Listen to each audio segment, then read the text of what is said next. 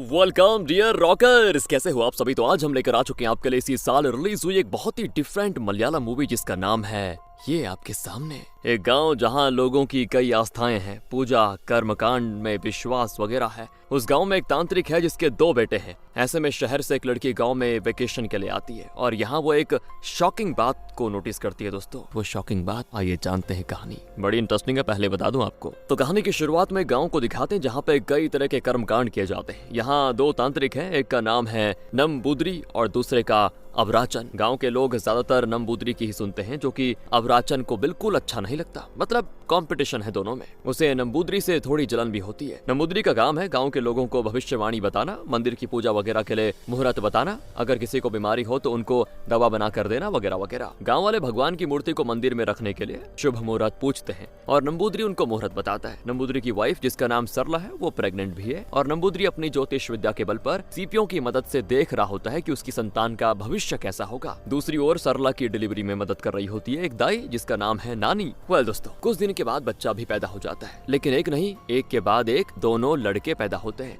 2 बच्चों का जन्म हुआ है ये जानकर नम्बूद्री का चेहरा जरा उतर जाता है। उसे खुशी नहीं होती। दरअसल उनके राशि फल के अनुसार एक बच्चा हुआ तो नम्बूद्री की जिंदगी अच्छी रहेगी, लेकिन दूसरे बच्चे की वजह से उसकी जान को खतरा होगा। इसीलिए दूसरे बच्चे का सुनकर नम्बूद्री बड़ा परेशान हो जाता है। इसलिए वो दूसरे बच्चे को जान से मारने का फैसला कर चुका था और अशोकन के हाथ में जहर देकर कहता है कि बाद में जो बच्चा पैदा हुआ उसे पिला दो। लेकिन अशोकन इस पाप के लिए साफ मना कर देता है और अब नम्बूद्री नानी से बात करने जाता है। नानी भी हाथ जोड़ देती है कि नहीं, मैं ऐसा नहीं करूंगी कभी भी। और फिर नम्बूद्री उसको पैसों का लालच देता है, फिर भी वो नहीं मानती। लेकिन जैसे तैसे नम्बूद्री उसको मना लेता है और वो भी दूसरे बच्चे को जहर देने के लिए मान जाती है। लेकिन वो अंदर जाकर कंफ्यूज्ड हो जाती है दोस्तों कि कौन सा बच्चा पहले पैदा हुआ था, कौन सा बाद में हुआ। नम्बूद्री कहता है अगर तुम्हें कंफ्यूजन है तो मत दो, क्योंकि अगर गलत बच्चे को दे दिया तो बड़ी दिक्कत हो जाएगी। और फिर नम्बूद्री उसको पैसे देकर कहता है कि आइंदा इस गांव में कदम मत रखना। कुछ साल बीत जाते हैं दोस्तों और दोनों बच्चे बड़े हो जाते हैं। नम्बूद्री ने एक बच्चे की जान लेने की कोशिश की थी, ये बात अशोकन के अलावा कोई नहीं जानता, नम्बूद्री की वाइफ सरला भी नहीं। हाँ, अशोकन दोनों बच्चों से बहुत प्यार करता है, उनके साथ खेलता है। दरअसल नम्बूद्री ने यह फैसला किया था कि जब दोनों बड़े होंगे तो जिसके हाव भाव मेरे जैसे होंगे वही मेरी जिंदगी संवारने वाला बेटा होगा और तब मैं दूसरे की जान ले लूंगा। खैर दोस्तों, गांव वाले किसी पूजा के लिए मुहूर्त निकालने आए होते हैं। अशोकन उन्हें भीतर बैठाता और कहता है कि नम्बूद्री बाहर गए हुए हैं, आते ही होंगे। लेकिन तब नम्बूद्री का एक बेटा कहता है मैं मुहूर्त निकाल कर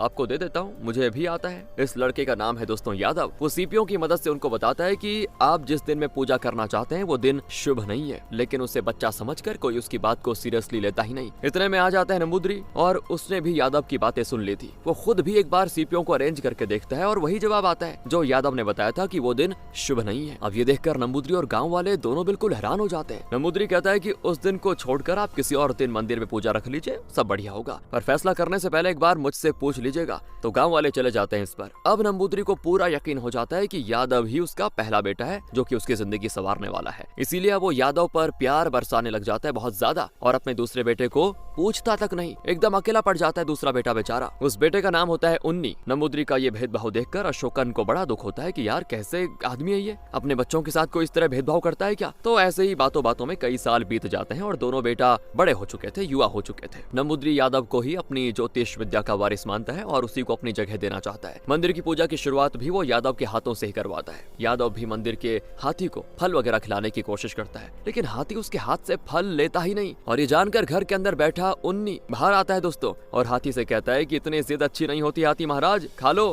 कहकर वो फल देता है तो चमत्कार दोस्तों, हाथी आराम से लेकर उसको खा लेता है और मंदिर की ओर बढ़ जाता है। ये देखकर सरला तो खुश होती है, लेकिन नम्बूद्री परेशान होता है कि यादव के हाथ से हाथी ने फल स्वीकार क्यों नहीं किया। फिर मंदिर में पूजा होती है और हाथी को देने के लिए नम्बूद्री के हाथ में प्रसाद दिया जाता है। उन्नी हाथी को प्रसाद देना चाहता है, लेकिन नम्बूद्री कहता है नहीं, तुम नहीं, यादव ही करेगा सब कुछ, तुम मत करो। यादव कहता है मैं देना तो चाहता हूँ, पर यादव कहता है कि अरे उन्नी देना चाहता है पिताजी तो देने दीजिए उसको, मैं दूं या मेरा भाई क्या फर्क पड़ता है। लेकिन नम्बूद्री नहीं मानता और यादव से कहता है कि ये तुम ही करोगे। पर बेचारा उन्नी दुखी होकर चला जाता है और एक जगह अकेला बैठ जाता है। तब अशोकन उसके पास जाकर बैठता है और कहता है अपने पिता की बात का बुरा मत मानो बेटा, वो जो करेंगे तुम्हारी भलाई के लिए ही करेंगे। और उन्नी कहता है कि कैसे करेंगे, बचपन से मुझसे नफरत दिखाते हुए आए हैं वो, जैसे कि मैं उनका बेटा हूं ही नहीं। दूसरी ओर दूसरा तांत्रिक जिसका नाम अवराचन था दोस्तों, वो पहले से नंबूदरी से जलता तो था ही, क्योंकि सब मुहूर्त निकलवाने के लिए नंबूदरी के पास जाते थे। अवराचन के पास लोगों ने आना जाना छोड़ दिया था और अब तो नंबूदरी अपने बेटे को भी इस काम में लगा दिया है। ये सब देखकर उसकी जलन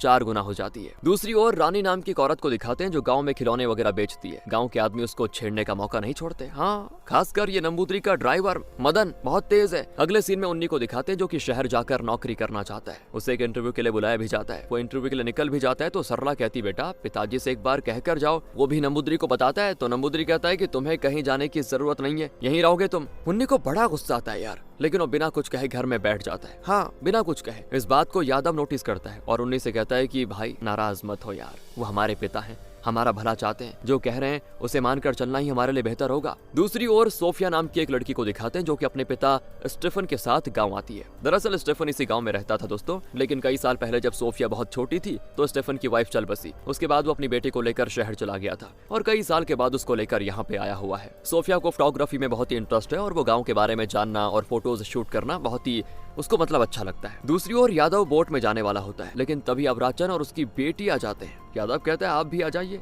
कहकर वो उनको भी चढ़ा लेता है। अवराचन को दोस्तों यादव से चिढ़ होती है, इसलिए वो बहुत ही ठाठ दिखाने लग जाता है। तो यादव उसका मजाक उड़ाता है, आपके पास पैसे नहीं है तभी तो आप अपनी बेटी के गहने बेचने के लिए शहर जा रहे हैं। और ये सुनकर अवराचन बहुत ही इंसल्टेड फील करता है। दूसरी ओर दोस्तों स्टीफन और सोफिया को दिखाते हैं। अब स्टीफन जो है ना नंबूदरी का बहुत ही अच्छा दोस्त है। वो सोफिया को नंबूदरी और उसके परिवार से मिलवाता है। सोफिया उनके साथ कहीं घुल मिल जाती है और बताती है वो यहाँ गाँव की खूबसूरती, यहाँ की आस्थाएं, विश्वास, कल्चर वगैरह को अपने फोटोज में उतारने आई है। तो सरला उसको बताती है यादव अंदर पूजा कर रहा है, वहाँ किसी और का जाना फिलहाल तो अलाउड नहीं है। लेकिन नंबूदरी कहती है कि बिना कोई अड़चन पैदा किए अगर तुम देखना चाहती हो तो जाकर देख लो बेटी। ये कहकर नंबूदरी उसे परमिशन दे देता है और फिर अशोकन सोफिया को अंदर लेके जाता है और कहता है उस कमरे में यादव पूजा कर रहा है, तुम यहीं से देख लो। यादव को पता नहीं चलना चाहिए कि तुम देख रही हो, वरना मुसीबत हो जाएगी। कहकर अशोकन चला जाता है। सोफिया भी चुपचाप देखने लग जाती है कि क्या चीज है। वहाँ यादव के सामने दोस्तों एक लड़की बैठी होती है और वो कोई पूजा कर रहा होता है। पूजा करते करते वो उस लड़की को गलत तरीके से टच करता है। सोफिया को लगता है ये पूजा नहीं कुछ और ही हो रहा है यहाँ पे। वो झट से फोटोज क्लिक कर लेती और आ जाती है बाहर,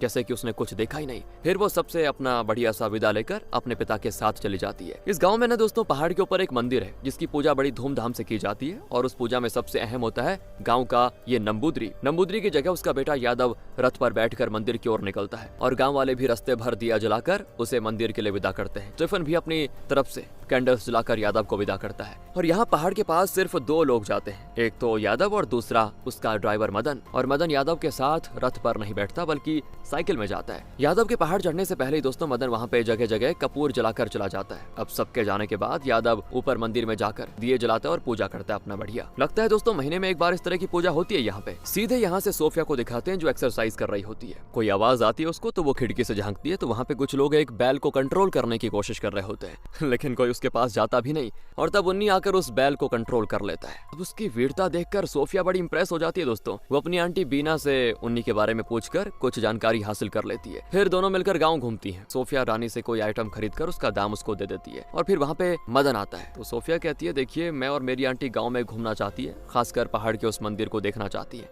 आप हमें लेके जाएंगे वहाँ? मदन भी मान जाता है और उन्हें कार में लेके जाता है। लेकिन दोस्तों बीच में ही उसको कोई काम आ जाता है और वो उन्नी से रिक्वेस्ट करता है कि सुनो सुनो तुम इनको मंदिर में लेके जाओ। उन्नी भी मान जाता है। सोफिया अंदर ही अंदर बड़ी खुश होती क्योंकि उसे उन्नी पसंद आ गया था। उन्नी उन्हें मंदिर वाले पहाड़ के पास लेके जाता है। बीना ज्यादा ऊपर चढ़ नहीं पाती और कहती है तुम दोनों एक काम करो, ऊपर जाकर मंदिर देखाओ, मैं यहीं पे बैठी हुई हूँ। फिर उन्नी और सोफिया और ऊपर चढ़ जाते हैं। एक पॉइंट पर उन्नी सोफिया को रोकते हुए कहता है कि सुनो औरतें इसके आगे अलाउड नहीं है और मंदिर के अंदर तो हम लोग भी नहीं जा सकते, सिर्फ यादव जा सकता है। जब उन्नी घर लौटता है ना दोस्तों तो नंबूदरी उसे बहुत डांटता है कि अगर वो लड़की सीढ़ी चढ़कर मंदिर के अंदर चली गई होती तो बहुत बड़ा पाप हो जाता, पता है तुम्हें? वो तो बाहर से आई हुई है, इस गाँव के रीति रिवाज को नहीं जानती। तुम्हारी अकल घास चरने गई थी क्या? सरला कहती है वो लड़की अंदर नहीं गई, फिर आपको तकलीफ क्या है? पर नंबूदरी उसकी एक नहीं सुनता और उन्नी को बहुत ही बुरा भला कह देता है। तो गाँव में एक बाबू नाम का आदमी होता है जिससे उन्नी जी खोल कर बातें करता है। उन्नी कहता है यार मुझे समझ नहीं आता, पिताजी बेवजह मुझे डांटते रहते हैं। और तब सोफिया आ जाती है और उससे माफी मांगती है कि मैंने भी सुना कि तुम्हारे पिताजी ने तुम्हें बहुत डांटा, मेरी वजह से तुम्हें बहुत बुरा सुनना पड़ गया। तो उन्नी कहता है मुझे इसकी आदत है, तुम खुद को दोष मत दो। फिर दोनों मिलकर कई जगह घूमते हैं और सोफिया कई फोटोज क्लिक भी कर लेती है। आखिर वो उन्नी को अपने दिल की बात बता देती है और लगता है उन्नी भी उसे पसंद करने लगा है दोस्तों। फिर क्या था बजता है एक रोमांटिक सॉन्ग और फिर उन्नी सोफिया को बताता है कि इस गांव में मेरे पिता के अलावा एक और तांत्रिक भी है, तुम उनसे भी बहुत जानकारी हासिल कर सकती हो, उसका नाम है अबराचन। कहकर वो सोफिया को अबराचन के घर लेके जाता है। सोफिया मंत्र तंत्र कर्म कांड भविष्यवाणियां ज्योतिष विद्या के बारे में ढेरों सवाल पूछती है, लेकिन अबराचन उसको चिढ़ाता है कि लड़की होकर तुम्हें ये सब जानकर करना क्या है। तो सोफिया भड़क जाती है, क्यों लड़कियां नहीं जान सकती क्या ये चीज, और इसका फैसला लेने वाले आप होते कौन है कि हमें नहीं जानना। जमाना बदल चुका है, लेकिन आप जैसे लोगों की वजह से हम पीछे रह रहे हैं दोबारा।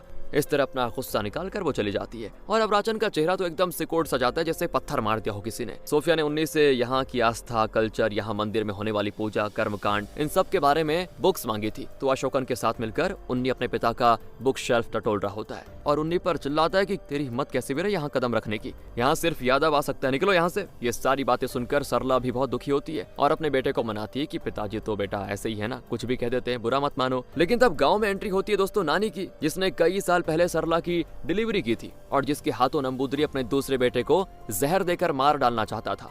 उसको देखकर अब नंबूदरी की हालत खराब हो जाती है और पूछता है कि तुम यहाँ पे क्यों आई हो। वो कहती है मुझे कोई काम दे दीजिए, पर नंबूदरी उसको डांट फटकार कर दफा कर देता है और बेचारी वो भी चुपचाप चली जाती है। रास्ते में तो बेहोश होकर गिर जाती है, इतनी गंदी हालत होती है उसकी। तब उस रास्ते से आती है सोफिया और तुरंत उसे हॉस्पिटल ले जाने की सोचती है, लेकिन तब तक नानी को होश आ जाता है। नानी कहती है बेटा मैं ठीक हूँ, मैं चलती हूँ। लेकिन सोफिया कहती है आप बहुत थकी भी लगती है, मेरे घर आकर खाना खाकर जाइए। कहकर वो नानी को घर ले जाकर उसे खाना भी देती है। तो सोफिया कहती है अगर आपको नौकरी ही चाहिए तो इस घर में काम कर लीजिए, हमें भी घर के कामकाज में मदद मिल जाएगी। नानी की खुशी का ठिकाना नहीं दोस्तों। फिर वो उन्नी से मिलने जाती है और कहती है तुम्हारे लिए एक सरप्राइज है। कहकर वो नानी को बुलाती है और उन्नी को बताती है इनसे मिलो, इन्होंने तुम्हें सबसे पहले देखा था, पता है इन्होंने ही तुम्हारी माँ की डिलीवरी की थी। उन्नी बड़ा खुश होता है और नानी से कहता है मैं आपको हमेशा याद करता हूँ। और यहाँ पे हमें बताया जाता है कि सोफिया ने उन्नी से जो पूजा थी, कर्मकांड थे, इनके बारे में बुक्स क्यों मांगे थे। उस दिन सोफिया ने यादव को उस लड़की के साथ जो करते हुए देखा था, उससे सोफिया को शक हो गया था कि वाकई में ऐसा कोई कर्मकांड है या फिर ये यादव पूजा और कर्मकांड के नाम पर लड़की का फायदा उठा रहा था। उस पूजा के बारे में उन्नी के साथ वो डिस्कस भी करती है और कहती है क्या ये पॉसिबल है कि इस पूजा का कोई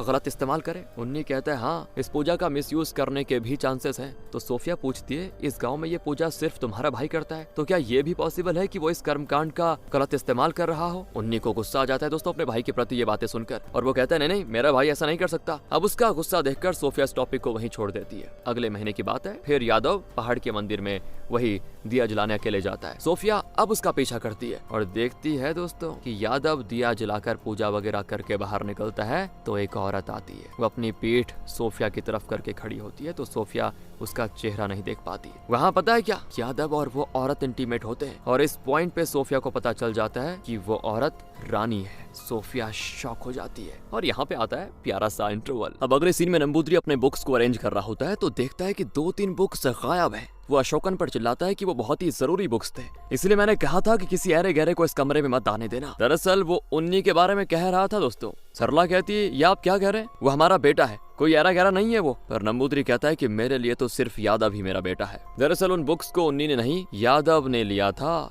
क्योंकि वो अपनी इच्छाएं पूरी करने के लिए नए नए कर्म कांडों की तलाश में था। पर डांट पड़ी उन्नी को यार। उन्नी गुस्से में चला जाता है वहाँ से और यहाँ अशोकन पास्ट की कुछ बातों को याद करता है कि किस तरह नंबूदरी ने अपने दूसरे बेटे की जान लेने की कोशिश की थी। शायद इसीलिए वो उन्नी से इतनी नफरत करता है। उन्नी को उदास देखकर सोफिया उसको दिलासा देती है और जब सोफिया जॉगिंग कर रही होती है तो यादव उसका रास्ता रोककर खड़ा हो जाता है। उसके साथ मदन भी होता है। उस समय यादव को खबर मिल चुकी थी कि सोफिया उसके खिलाफ कोई एविडेंस कलेक्ट कर रही है और वो इस बारे में सोफिया से सवाल भी करता है, लेकिन सोफिया ठीक से कोई जवाब नहीं देती और जैसे तैसे वहाँ से निकल लेती है। उस दिन घर पर स्टीफन का एक दोस्त आया होता है जो सोफिया के लिए अपने बेटे का रिश्ता लाया था। स्टीफन को ये रिश्ता मंजूर होता है और वो बड़ा खुश भी होता है कि चलो बेटी अब ससुराल जाएगी, लेकिन सोफिया उदास होती है। फिर दोनों चर्च जाते हैं और स्टीफन फादर के साथ ये खुशखबरी शेयर करता है। वो तो ठीक है मिस्टर स्टीफन, लेकिन क्या आपने अपनी बेटी की मर्जी जानने की कोशिश की? क्या उसे भी ये रिश्ता मंजूर है? स्टीफन कहता है कि वो मेरी बेटी है फादर, मेरा कोई भी फैसला वो नामंजूर नहीं करेगी। फिर स्टीफन बाहर आ जाता है और फादर से हुई बातें सोफिया को बताता है और तब सोफिया कहती है कि सॉरी पापा, मुझे आपको बता देना चाहिए था, मैं नंबूदरी के बेटे उन्नी से प्यार करती हूँ और उससे शादी करना चाहती हूँ। स्टीफन कहता है कोई बात नहीं बेटी, मुझे कोई एतराज नहीं है, मेरे लिए तुम्हारी खुशी से बढ़कर कुछ नहीं है, लेकिन पता नहीं नंबूदरी को ये रिश्ता मंजूर होगा या फिर नहीं। खैर कोशिश करके देखते हैं, जो होगा देखा जाएगा।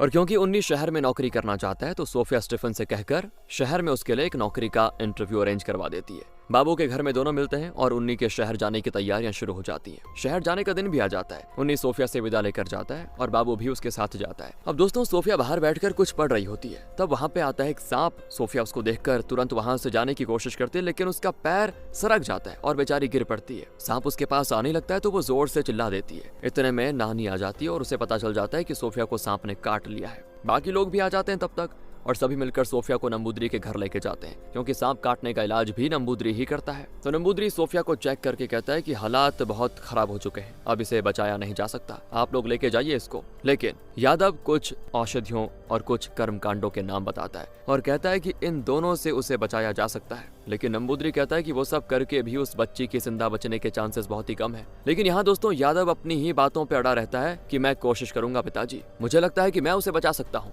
तो नंबूदरी भी अपने बेटे की बात मान जाता है। बाकी लोग भी मान जाते हैं और सोफिया का इलाज करने के लिए उसे उसी पूजा वाले कमरे में ले जाया जाता है। यादव फिर बाकियों को बाहर भेज देता है और सोफिया को औषधियों का कोई घोल पिलाता है, फिर उसके पैर से सांप का जहर चूस निकालता है। इसके बाद उसे कुछ और दवाइयां भी देता है, जिससे सोफिया धीरे धीरे होश में आ जाती है, लेकिन वो अभी आधी बेहोशी में ही थी। फिर यादव दोस्तों अपनी गंदी हरकतें शुरू कर देता है। सोफिया आधी बेहोशी में रियलाइज करती है कि उसके साथ गलत हो रहा है। वो रोकने की कोशिश करती है, लेकिन यादव उसके हाथ कस के पकड़ लेता है, उसे अब्यूज करता है। फिर होश में आने के बाद सोफिया घर आ जाती है, लेकिन उसके साथ हुई गंदी हरकतें उसको चैन से रहने नहीं देती। और तब नानी वहाँ पर आकर पूछती है, बेटा इतनी उदास क्यों हो? सोफिया कहती है, मुझे मर जाना चाहिए था, मैं जिंदा रहना ही नहीं चाहती। और नानी चौंक जाती है कि ये ऐसा क्यों कह रही है, पर सोफिया कोई जवाब नहीं देती और कहती है कि मुझे अकेला छोड़ दीजिए प्लीज। नानी के जाने के बाद भी उसके दिल दिमाग में वो घिनौनी बात निकलती ही नहीं। आईने में भी यादव का वो खतरनाक रूप सोफिया को चिढ़ाता हुआ दिखता है और गुस्से में सोफिया आईना ही तोड़ देती है। फिर उन्नी शहर से आ जाता है, उसे नौकरी मिल गई थी। वो सोफिया को खुशखबरी सुनाने ही आता है और पूछता है, मैंने सुना कि तुम्हें कल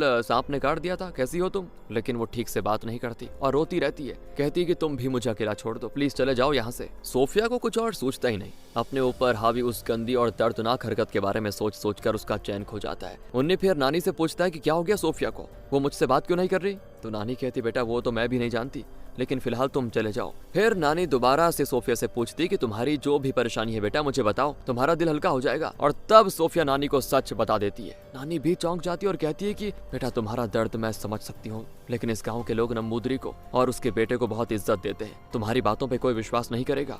सोफिया कहती है, मैं जानती हूँ, इसलिए मैं किसी को कुछ बताने नहीं वाली, बल्कि यादव को सजा दिलाने का मुझे कोई और तरीका ढूंढना होगा। अब अगले सीन में यादव फिर एक बार मंदिर में दिया जलाने अपने रथ पे जा रहा होता है और तब सोफिया उसके सामने आ जाती है। उसको देखकर स्माइल करती है, बदले में वो भी स्माइल करता है। फिर पहाड़ पर दोनों मिलते हैं और सोफिया कहती है, पहले तो मुझे तुम पर बड़ा गुस्सा आया, लेकिन न जाने क्यों मुझे खुशी भी हुई, मुझे वो खुशी सिर्फ तुम दे सकते हो। अब यादव भी बड़ा खुश होता है कि चलो मेरी तारीफ हो गई, ये लड़की रास्ते पे आ गई, अब यहाँ मैं इसी के साथ कर्मकांड क्या करूंगा। वो सोफिया से कहता है कि अगली बार जब मैं दिया जलाने आऊंगा तो तुम भी आ जाना, यहाँ और कोई नहीं आने वाला। सोफिया भी मानकर चली जाती है। फिर वो नानी को अपना प्लान बताती है दोस्तों। तो नानी कहती है, बेटा तुम जो करना चाहती हो उतना आसान नहीं है वो। सोफिया कहती है, मुझे करना ही पड़ेगा, आप प्लीज उन्नी को इस बारे में कुछ मत बताइएगा। लेकिन तब वहाँ पे उन्नी को आते देखकर सोफिया अंदर चली जाती है। उन्नी उसको देखने की जिद करके अंदर चला जाता है और सोफिया से पूछता है कि तुम्हारी प्रॉब्लम क्या है सोफिया, बताओ ना प्लीज, मुझसे यूं मुंह मत मोड़ो। लेकिन सोफिया सिर्फ इतना कह के चले जाती कि तुम चले जाओ,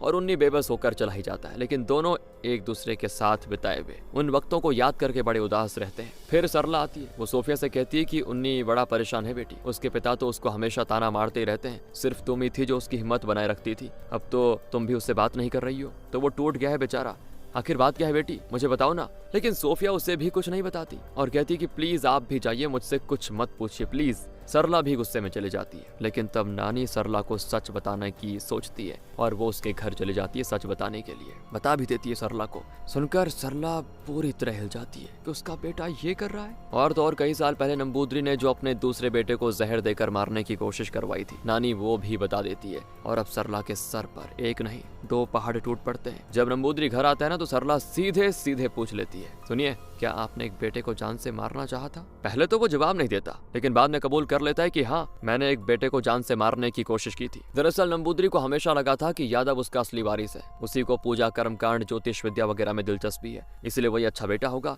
और उन्नी वो बेटा है जो नंबूदरी की जान लेने के लिए आफत बनने वाला था। लेकिन सच कुछ और ही था दोस्तों। सरला कहती है कि आपकी जान को खतरा उन्नी से नहीं यादव से है, कहकर वो यादव की सारी काली करतूतों के बारे में बता देती है कि वो किस तरह भगवान की पूजा कर्मकांडों के नाम पर लड़कियों का गलत फायदा उठा रहा है। और ये सच जानकर नंबूदरी एकदम से टूट कर बैठ जाता है दोस्तों। अगले सीन में यादव फिर से पहाड़ वाले मंदिर की ओर चढ़ रहा होता है। नीचे गांव वाले उसके लौटने के इंतजार में होते हैं। पहाड़ पर सोफिया भी होती है। यादव फिर उसके साथ मिलकर कोई पूजा करता है। इसी बीच नानी उन्नी को सब बता देती है A to Z, क्योंकि वो नहीं चाहती थी कि यादव फिर से सोफिया को अब्यूज करे। उसे डर भी था कि यादव की वजह से सोफिया की जान को खतरा ना हो जाए। और ये सारा सच जानकर उन्नी तुरंत पहाड़ की ओर भागा चलाता है। पहाड़ पर सोफिया यादव की आरती उतारती है, उसको तिलक लगाती है और फिर हल्दी उठाकर उसके मुंह पे फेंक देती है। दरअसल पता है दोस्तों, सोफिया पूजा के लिए हल्दी में वो लाल मिर्ची का पाउडर मिला के लेके आई थी। जलन के मारे वो तड़पने लग जाता है और सोफिया पे हमला भी करता है, लेकिन उससे अपनी आंखें खोली तक नहीं जाती और मौका पाकर फिर सोफिया